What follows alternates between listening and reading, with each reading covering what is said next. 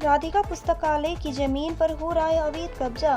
विकास मंच ने जिला शासक से लगाई गुहार। मैनागुड़ी राधिका पुस्तकालय विकास मंच ने मैनागुड़ी के स्थित सैकड़ों साल प्राचीन पुस्तकालय को वापस देखरेख कर इसके पुराने गौरव को वापस लाने की मांग की है। पुस्तकालय की स्थिति दिन ब दिन दयनीय होती जा रही है। साथ ही कुछ शरारती तत्वों द्वारा पुस्तकालय की जमीन पर अवैध कब्जा किया जा रहा है। मैनागुड़ी राधिका पुस्तकालय विकास मंच के सदस्यों ने आज जिला शासक कार्यालय पहुंची और जिला शासक को पूरे मामले की जानकारी दी। उन्होंने बताया कि उक्त पुस्तकालय की भूमि के सभी कागजात और दस्तावेज मैनागुड़ी राधिका उन्नयन मंच के पास है, लेकिन इसके बावजूद अतिक्रमण किया जा रहा है। ब्लॉक भूमि और भूमि राजस्व अधिकारियों से कई बार संपर्क किया गया, लेकिन कोई समाधान नहीं हुआ। आज इस मामले में इसकी पूरी जानकारी राधिका पुस्तकालय विकास मंच द्वारा जिला अधिकारी कार्यालय को दी गई है, जिसमें इस पुस्तकालय के जीर्णोद्धार और पुस्तकालय में प्राचीन पुस्तकों के संरक्षण का भी जिक्र किया गया है।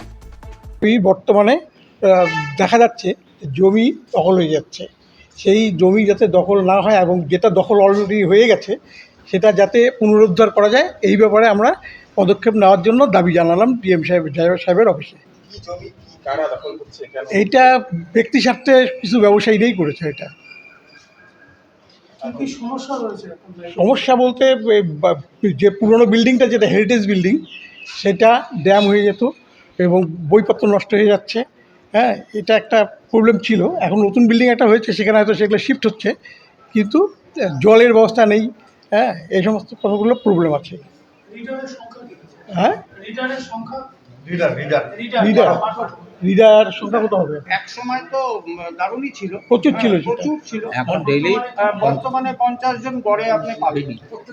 এটা অ্যাটেন্ডেন্স হচ্ছে বর্তমান 50 জন।